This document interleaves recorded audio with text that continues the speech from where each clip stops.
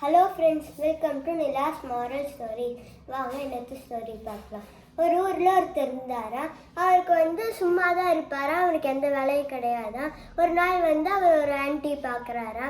அவருக்கு அந்த ஆன்ட்டி கல்யாணம் பண்ணணும்னு ஆசையா. அதனால அந்த ஆன்ட்டியோட அப்பா கிட்ட போய் கேட்குறாரா, இந்த மாதிரி நான் உங்கள் பொண்ணை கல்யாணம் பண்ணிக்கிறேன்னு. அவங்க அப்பா இருந்துட்டு, நீ சும்மா இருக்கே, நான் ஒரு கோடீஸ்வரன், நான் எப்படி என் பொண்ணை உனக்கு கொடுப்பேன், நீ சும்மா தான் இருக்க, உங்ககிட்ட சொத்தும் இல்லை, நான் எப்படி என் பொண்ணை உங்ககிட்ட கொடுப்பேன், நான் கல்யாணம் பண்ணி வைப்பேன்னு கேட்குறாரா. அவர் இவரு இருந்துட்டு ப்ளீஸ்ன்னு கெஞ்சுறாரா. அப்போ அந்த பணக்காரர் சொல்கிறாரா, அந்த ஆன்ட்டியோட அப்பா சொல்கிறாரா, சரி நீ உனக்கு நான் 2 வருஷத்தை டைம் கொடுக்குறேன். நீ எங்காவது போய் நல்லா சம்பாரிச்சிட்டு வா, நல்ல பணம் சம்பாரிச்சிட்டு வா, நான் என் பொண்ணை உனக்கு கல்யாணம் பண்ணி வைக்கிறேன், அது வரைக்கும் நான் வெயிட் பண்ணுறேன் அப்படின்னு சொல்லிடுறாரா. இவர் எங்காவது வெளிநாட்டுக்கு போய் சம்பாரிச்சிட்டு வரலான்னு ஒரு கப்பலில் ஏறுறாரா. அந்த கப்பல் போயிட்டு இருந்துச்சா. போக போக நடுக்கடலில் பிரேக் டவுன் ஆயிடுச்சா. அந்த கப்பல் மாதக்கணக்கில் பிரேக் டவுன் ஆகி அங்கேயே தான் நின்றுட்டு இருந்துச்சா. யாருமே வர கிடையாது சரி பண்ணுறதுக்கு. அந்த கப்பலில் இருந்த ஒவ்வொருத்தரும் சாப்பாடு தீர்ந்து போய் ஒவ்வொருத்தராக இறக்க ஆரம்பிச்சிட்டாங்களா. அப்போ அந்த கப்பல் காற்றுலையே தண்ணியில் மிதந்து போய் ஒரு தீவில் நின்றுச்சா. அந்த தீவுலேயும் யாருமே கிடையாதா. இவர் மட்டும்தான் இருந்தாரா. இவர் அந்த கப்பலை விட்டு கீழே இறங்கி உட்காந்துட்டு இருந்தாரா. அப்போ திடீர்னு ஒரு பூதம்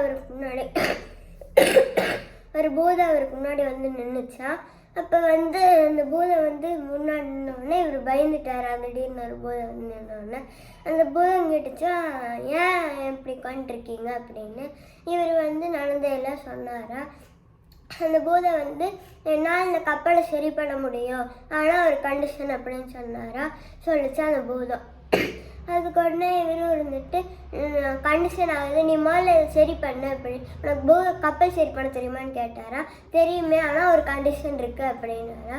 நீ முதல்ல சரி பண்ணு அப்படின்னாரா அந்த பூதத்துக்கிட்ட. அந்த பூதமும் ஓகே அப்படின்னு சொல்லிட்டு கப்பலை இப்படி இருந்துச்சா. கப்பல் சரியா ஆன் ஆயிடுச்சா. அப்புறம் இவரும் ஓகே தேங்க்யூ அப்படின்னு கிளம்புனாரா. எங்கே கிளம்புறீங்க, நான் உங்களுக்கு ஒரு கண்டிஷன் சொன்னேன் அப்படின்னு. அப்புறம் இவரும் உடனே இருந்துட்டு, என்ன கண்டிஷன் சீக்கிரம் சொல்லு, எனக்கு டைம் ஆகுது, நான் போகணும் அப்படின்னு சொல்கிறாரா. அதுக்கு உடனே அந்த பூதம் இருந்துட்டு, நான் இப்போ பிறந்த ஒரு குட்டி பூதம், எனக்கு யார் ஃபஸ்ட்டு வேலை கொடுக்குறாங்களோ அவங்க தான் அதுக்கப்புறம் இனிமேல் என் முதலாளி, நீங்கள் தான் எனக்கு ஃபஸ்ட்டு ஒரு வேலை கொடுத்துருக்கீங்க, அதனால் இனிமேல் நீங்கள் தான் எனக்கு முதலாளி அப்படின்னு அந்த பூதம் சொல்லிச்சான். அப்புறம் அந்த பூதம் சொல்லிச்சா, நீங்கள் எனக்கு ஒரு செகண்ட் வேலை கொடுக்காம இருந்தீங்கனாலும் உங்கள் மண்டை வெடித்து நீங்கள் இறந்துருவீங்க அப்படின்னு சொல்லிச்சான். இவருக்கு ஒன்றுமே புரியலையா, என்னடா இது பூதம் இப்படியெல்லாம் சொல்லுது அப்படின்னு சொல்லிட்டு அந்த கப்பலை ஆஃப் பண்ணிவிட்டு அந்த கப்பலை ஊர் வரைக்கும் இழுத்துட்டு வா அப்படின்னு சொன்னாரா. அந்த பூதமும் சரின்னு கப்பல் இழுத்துட்டே வந்துச்சா. இவரும் அந்த கப்பலிருந்து வந்தாரா. அப்புறம் கடைசியில் ஊருக்கு வந்துட்டாங்களா. ஊருக்கு இந்த பூதத்தை வீட்டுக்கு கூட்டிகிட்டு வந்துட்டாரா. வீட்டுக்கு கூட்டிகிட்டு இப்படியே உட்காந்துருந்தாரா. அப்புறம் அந்த ஆன்ட்டி அந்த நல்ல பணக்கார ஆன்ட்டி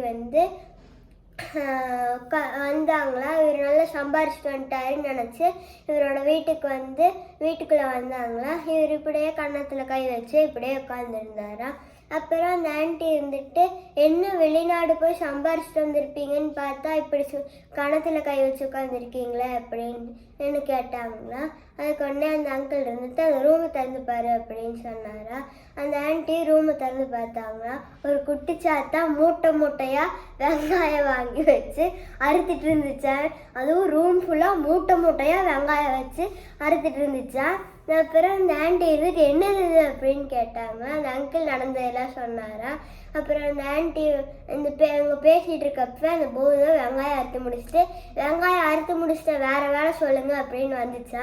அந்த அங்கிள் இருந்துட்டு, பின்னாடி துணி இருக்கும் போய் துவைப்போம் அப்படின்னு நினச்சி விட்டாங்க. சரின்னு துணி துவைக்க போயிடுச்சு அந்த பூதமும்.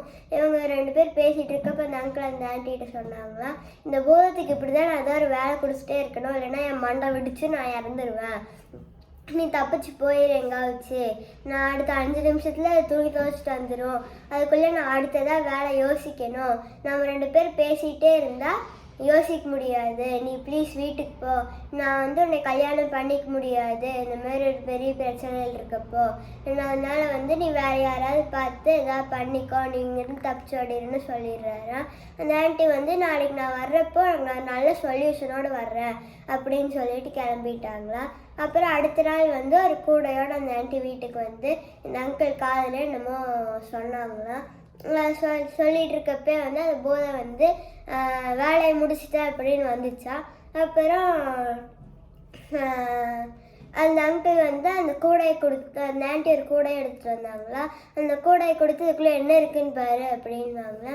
அந்த போதும் திறந்து பார்த்துச்சா, அதுக்குள்ளே ஒரு சின்ன நாய்க்குட்டி இருந்துச்சா. அப்போ வந்து அந்த அங்கிள் வந்து அந்த ஆண்டி வந்து அந்த அங்கிள் காதுக்குள்ளே சொன்னாங்களா என்னென்னா, இந்த பூதத்தோட இந்த நாயோட வாழை வந்து இந்த பூதத்தை ஸ்ட்ரெயிட் பண்ண சொல்லு அப்படின்னு. அந்த அங்கிளும் அதே மாதிரி அந்த பூதத்துக்கிட்டே இதோட வாழை வந்து ஸ்ட்ரெயிட் பண்ணு, இப்படி இருக்க நாய் வாழை இப்படி ஆக்கு அப்படின்னு சொன்னாங்களா. அப்புறம் உடனே அந்த பூதமும் இருந்துட்டு ஓகேன்னு போய் உட்காந்து இப்படியே இழுத்துட்டே இருந்துச்சா. இப்படி இப்படி இப்படி இழுத்து ஸ்ட்ரெயிட் பண்ணுமா, விட்டால் அந்த நாய்வால் இப்படியே மடங்கிடுமா, திருப்பி ஸ்ட்ரெயிட் பண்ணுமா மடங்கிடுமா, ஸ்ட்ரெயிட் பண்ணுமா மடங்கிடுமா, இப்படியே இந்த போதை உட்காந்து இப்படியே நாய் வாழை எடுத்து பார்த்துட்டு இருந்துச்சா. எப்போ அந்த டைமில் வந்து அந்த ஆன்ட்டியும் அந்த அங்கிளும் வந்து கல்யாணம் பண்ணி ஹாப்பியாக வாழ்ந்தாங்களாம். So moral of the story என்னென்னா, நம்மளுக்கு எவ்வளோ பெரிய பிரச்சனை வந்தாலும் அதுக்கு ஒரு சின்ன சொல்யூஷன் அதை சால்வ் பண்ணுறதுக்கு இருக்கும்.